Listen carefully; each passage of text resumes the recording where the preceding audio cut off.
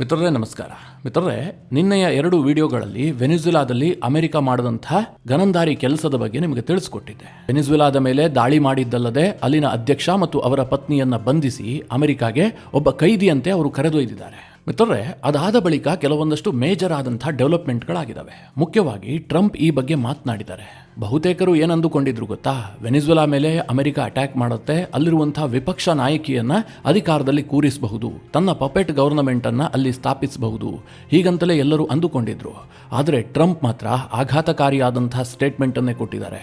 ಇಡೀ ವೆನಿಜುಲಾ ನಮ್ಮ ಕೈನಲ್ಲೇ ಇರುತ್ತೆ, ನಾವೇ ಅದನ್ನು ಆಳ್ತೀವಿ, ಸೂಕ್ತ ಸಮಯದಲ್ಲಿ ಅವರಿಗೆ ಅಧಿಕಾರ ಹಸ್ತಾಂತರ ಮಾಡ್ತೀವಿ, ಹೀಗಂತ ಟ್ರಂಪ್ ಘೋಷಣೆ ಮಾಡಿದ್ದಾರೆ. ಇದು ಪ್ರಜಾಪ್ರಭುತ್ವದ ಚಾಂಪಿಯನ್ ಅಂತ ಕರೆಸಿಕೊಳ್ಳುವಂತಹ ಅಮೆರಿಕ ಮಾಡಿದಂತಹ ಗನಂದಾರಿ ಕೆಲಸ. ಇದೆಲ್ಲದರ ನಡುವೆ ಅಮೆರಿಕ ಈ ಆಪರೇಷನ್ ಅನ್ನ ಮಾಡ್ತಲ್ಲ, ಅದಕ್ಕೂ ಮುಂಚಿತವಾಗಿ ಮದುರೋ ಸರ್ಕಾರದ ಇಂಪಾರ್ಟೆಂಟ್ ವ್ಯಕ್ತಿಗಳ ಜೊತೆಗೆ ಅಮೆರಿಕ ಸಂಪರ್ಕದಲ್ಲಿತ್ತ, ಅವರ ಸಹಕಾರದೊಂದಿಗೆ ಈ ಅಬ್ಸಲ್ಯೂಟ್ ರಿಸಾಲ್ವ್ ಅನ್ನುವಂಥ ಆಪರೇಷನ್ ನಡೀತಾ, ಈ ಎಲ್ಲ ಅನುಮಾನವೂ ಕೂಡ ಈಗ ಬರ್ತಾ ಇದೆ. ಬಹಳ ಇಂಟ್ರೆಸ್ಟಿಂಗ್ ಸುದ್ದಿಗಳಿದಾವೆ. ಅಮೆರಿಕ ಯಾವ ರೀತಿಯಾಗಿ ವೆನಿಜುಲಾವನ್ನು ಕಂಟ್ರೋಲ್ ಮಾಡುತ್ತೆ, ಯಾಕೋಸ್ಕರವಾಗಿ ಕಂಟ್ರೋಲ್ ಮಾಡುತ್ತೆ, ಎಲ್ಲಿಯವರೆಗೆ ಇದು ಮುಂದುವರಿಬಹುದು, ಅಲ್ಲಿ ಯಾವ ಸರ್ಕಾರವನ್ನು ಸ್ಥಾಪಿಸಿರುತ್ತೆ, ಇದೆಲ್ಲದರ ಬಗ್ಗೆ ನಿಮಗೆ ಮಾಹಿತಿಯನ್ನು ಕೊಡ್ತೀನಿ. ಜೊತೆಗೆ ಮಿತ್ರರೇ, ನಿನ್ನೆ ಕೆಲವರು ಕೇಳಿದ್ರು, ಅಮೆರಿಕ ಬಳಿಯಲ್ಲೇ ಸ್ವತಃ ಕ್ರೂಡ್ ಆಯಿಲ್ ರಿಸರ್ವ್ ಇದೆ, ಅವ್ರಿಗೆ ಬೇಕಾದಷ್ಟು ಅವರಲ್ಲೇ ಸಿಗುತ್ತೆ. ಹೀಗಿರುವಂತಹ ಸಂದರ್ಭದಲ್ಲಿ ವೆನಿಜುಲಾದ ಆಯಿಲ್ ಮೇಲೆ ಅಮೆರಿಕಾಗೆ ಯಾಕೆ ಕಣ್ಣು, ಹೀಗಂತ ಕೆಲವರು ಪ್ರಶ್ನೆ ಮಾಡಿದ್ರು. ಅದಕ್ಕೆ ಬಹಳ ದೊಡ್ಡದಾದಂತಹ ಒಂದು ಕಾರಣ ಇದೆ. ಅಮೆರಿಕ ಬಹಳ ಲಾಂಗ್ ಟರ್ಮ್ ಪ್ಲಾನ್ ಮಾಡಿಕೊಂಡು ಬಹಳ ಹಿಂದಿನಿಂದಲೂ ಕೂಡ ವೆನಿಜುಲಾದ ಆಯಿಲ್ ಮೇಲೆ ಕಣ್ಣಿಟ್ಟಿತ್ತು. ಅದು ಈಗ ಸಾಕಾರಗೊಂಡಿದೆ ಅಷ್ಟೇ. ಅದ್ರ ಬಗ್ಗೆನೂ ಕೂಡ ನಿಮಗೆ ಡೀಟೇಲ್ ಆಗಿ ತಿಳಿಸ್ಕೊಡ್ತೀನಿ. ಇದು ಭವಿಷ್ಯದಲ್ಲಿ ಅನೇಕ ಬದಲಾವಣೆಗಳಿಗೂ ಕೂಡ ಕಾರಣ ಆಗುತ್ತೆ. ಅದ್ರ ಬಗ್ಗೆಯೂ ಕೂಡ ನಿಮಗೆ ಹೇಳ್ತೀನಿ. ನೀವು ಈ ವಿಡಿಯೋನ ಕೊನೆವರೆಗೂ ಮಿಸ್ ಮಾಡದೆ ನೋಡಿ. ಅಬ್ಸಲ್ಯೂಟ್ ರಿಸಾಲ್ವ್ ಆಪರೇಷನ್, ಯುಎಸ್ನ ಡೆಲ್ಟಾ ಫೋರ್ಸ್ ವೆನಿಜುಲಾದಲ್ಲಿ ಕೈಗೊಂಡಂತಹ ಒಂದು ಆಪರೇಷನ್. ನೀವೆಲ್ಲ ಡೆಲ್ಟಾ ಫೋರ್ಸ್ ಬಗ್ಗೆ ಕೇಳಿರಬಹುದು. ಅಮೆರಿಕಾದಲ್ಲಿರುವಂತಹ ಒಂದು ಎಲೈಟ್ ಗ್ರೂಪ್ ಇದು. ಈ ಹಿಂದೆ ಅಮೆರಿಕದ ನಂಬರ್ 1 ಶತ್ರು ಆಗಿದ್ದಂತಹ ಒಸಾಮಾ ಬಿನ್ ಲಾಡೆನ್ ಅನ್ನ ಪಾಕಿಸ್ತಾನದ ಅಬೋಟಾಬಾದ್ನಲ್ಲಿ ಅಮೆರಿಕ ಹೊಡೆದಾಕ್ತಲ್ಲ, ಆ ಕಾರ್ಯವನ್ನ ಮಾಡಿದ್ದು ಕೂಡ ಇದೇ ಡೆಲ್ಟಾ ಫೋರ್ಸ್.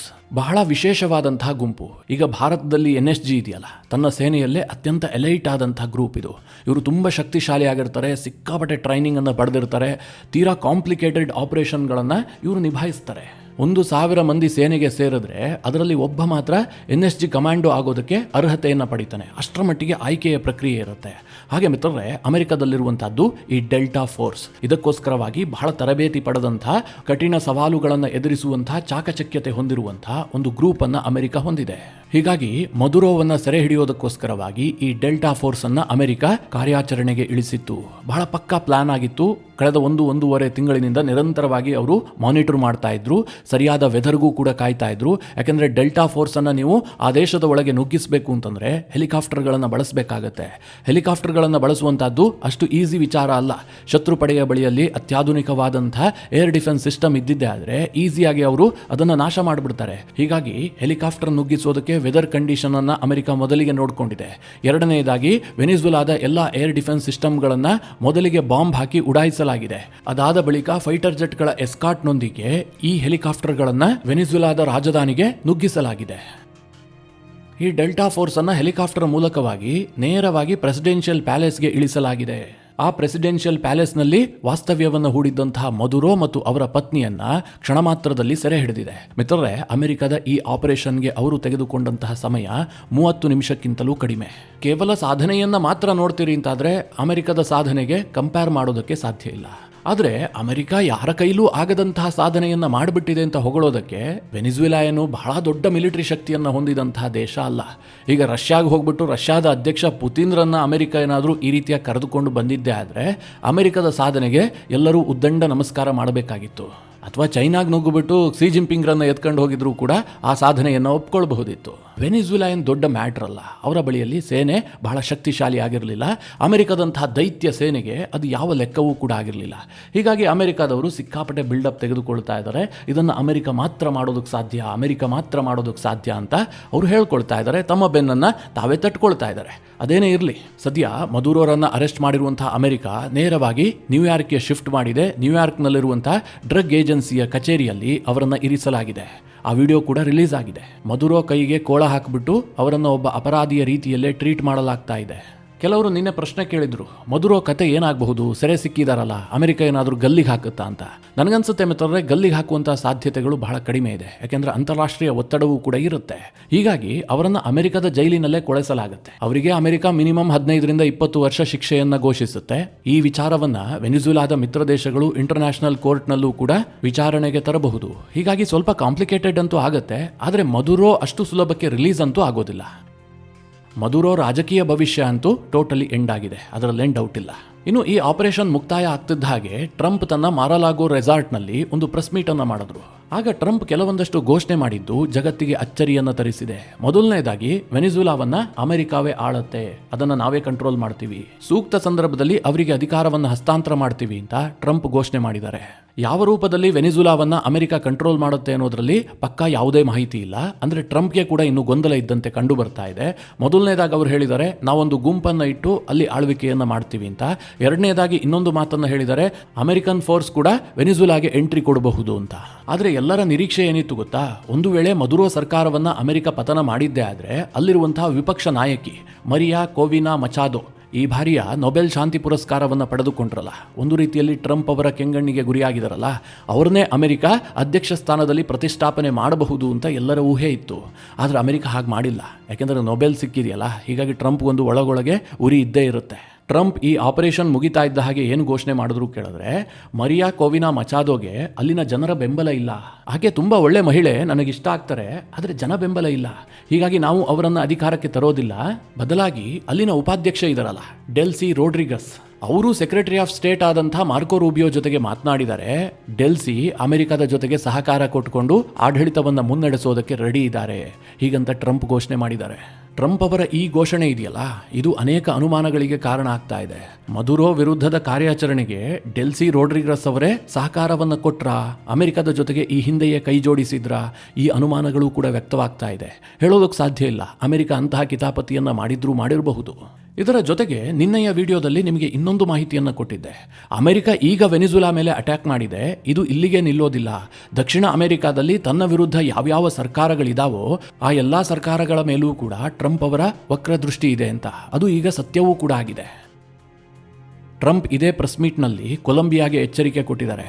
ಕೊಲಂಬಿಯಾದ ಅಧ್ಯಕ್ಷ ಗುಸ್ಟಾವೋ ಪೆಟ್ರೋ ತನ್ನ ಕತ್ತೆಯನ್ನು ನೋಡ್ಕೊಂಡಿರಬೇಕು. ಅವರು ಏನು ಮಾಡ್ತಾ ಇದ್ದಾರೆ ಅಂತ ನನಗೆ ತುಂಬ ಚೆನ್ನಾಗಿ ಗೊತ್ತು. ಅವರು ಕೊಕೇನನ್ನು ತಯಾರಿಸ್ತಾ ಇದ್ದಾರೆ, ಅದನ್ನು US ಕಳುಹಿಸಿ ಕೊಡ್ತಾ ಇದ್ದಾರೆ ಹೀಗಂತ ಟ್ರಂಪ್ ಅವರು ಕೊಲಂಬಿಯಾದ ಅಧ್ಯಕ್ಷರಿಗೂ ಕೂಡ ಎಚ್ಚರಿಕೆ ಕೊಟ್ಟಿದ್ದಾರೆ. ಮಿತ್ರರೇ, ಈ ಕೊಕೇನ್ ಆರೋಪ ಇದೆಯಲ್ಲ, ಇದನ್ನು ನೋಡಿದಾಗ ಏನು ಅನಿಸುತ್ತೆ? ನಾಳೆ ದಿನ ಕೊಲಂಬಿಯಾದ ಮೇಲೂ ಕೂಡ ಅಮೆರಿಕ ಇದೇ ರೀತಿಯ ದಾಳಿ ಮಾಡಬಹುದು ಅನ್ನುವಂಥ ಅನುಮಾನ ಶುರುವಾಗಿದೆ. ಯಾಕೆಂದರೆ ಈಗಾಗಲೇ ವೆನಿಜುಲಾ ಅವರ ಕೈಗೆ ಬಂದ್ಬಿಡುತ್ತಲ್ಲ, ಈ ಸಂದರ್ಭದಲ್ಲಿ ಕೊಲಂಬಿಯಾ ಮೇಲೆ US ಅಟ್ಯಾಕ್ ಮಾಡುವಂಥದ್ದು ದೊಡ್ಡ ವಿಚಾರವೇ ಅಲ್ಲ.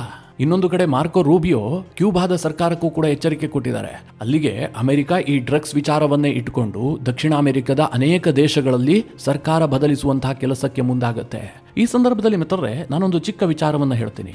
ಅಮೆರಿಕ ತನ್ನ ದೇಶಕ್ಕೆ ಡ್ರಗ್ಸ್ ಸಪ್ಲೈ ಆಗ್ತಾ ಇದೆ, ಆ ದೇಶಗಳು ಅಮೆರಿಕದ ಯುವಕರನ್ನ ಹಾಳು ಮಾಡ್ತಾ ಇದ್ದಾವೆ ಎನ್ನುವಂತಹ ಆರೋಪ ಮಾಡಿ ಒಂದೊಂದು ದೇಶದ ಅಧ್ಯಕ್ಷರನ್ನ ಬದಲಾಯಿಸುತ್ತೆ, ಆ ದೇಶವನ್ನ ಕಬ್ಜಾ ಮಾಡುತ್ತೆ ಅಂತಾದ್ರೆ ನಮ್ಮ ಪಕ್ಕದಲ್ಲಿರುವಂತಹ ಪಾಕಿಸ್ತಾನ, ಬಾಂಗ್ಲಾದೇಶಕ್ಕೆ ನಾವೇನ್ ಮಾಡಬೇಕು?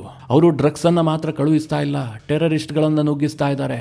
ಭಾರತ ನಿರಂತರವಾಗಿ ಆ ಎರಡೂ ದೇಶಗಳ ಮೇಲೆ ದಾಳಿ ಮಾಡಿದ್ರೂ ಕೂಡ ಟ್ರಂಪ್ ಬಾಯಿ ಮುಚ್ಕೊಂಡಿರಬೇಕು. ಯುದ್ಧ ವಿರಾಮದ ಬಗ್ಗೆ ಮಾತನೇ ಆಡಬಾರ್ದು.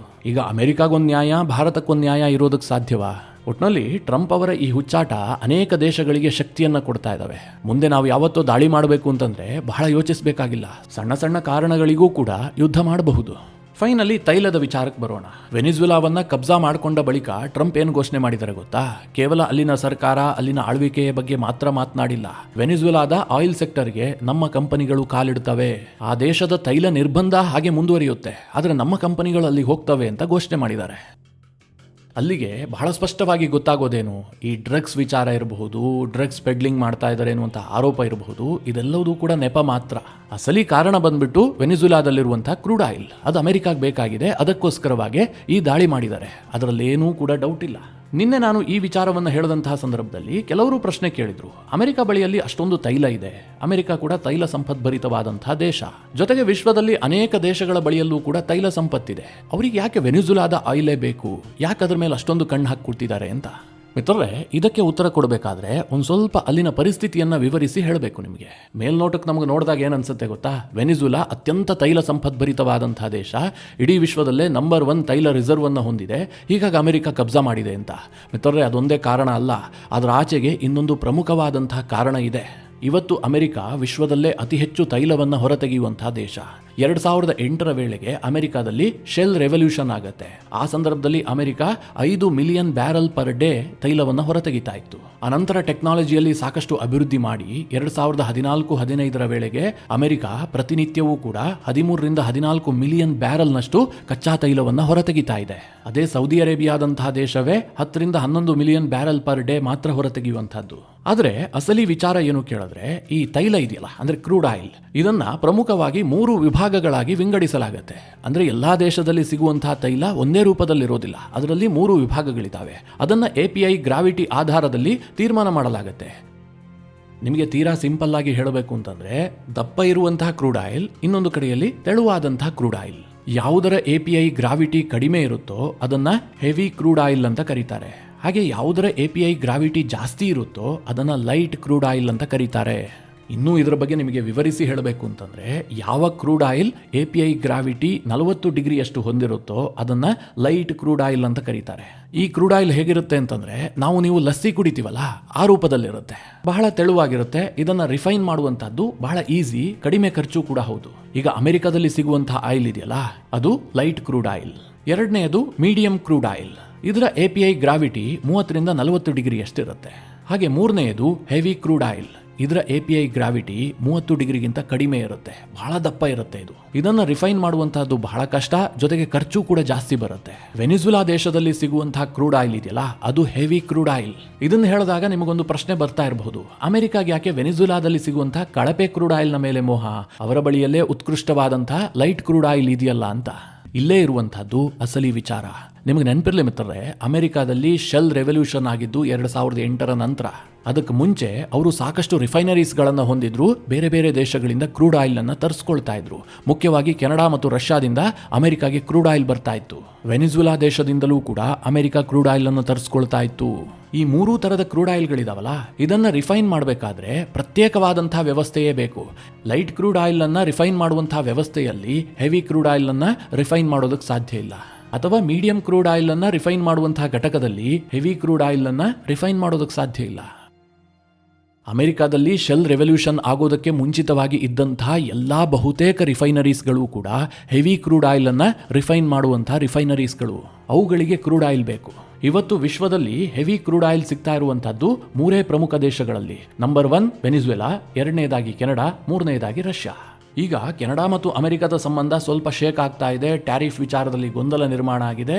ಹೀಗಾಗಿ ಕೆನಡಾ ಬದಲಾಗಿ ಬೇರೆ ಒಂದು ದೇಶದ ಆವಿಷ್ಕಾರದಲ್ಲಿ ಅಮೆರಿಕ ಇತ್ತು. 2013ರಲ್ಲೇ ಅವರು ಸ್ಕೆಚ್ ಹಾಕಿದ್ರು.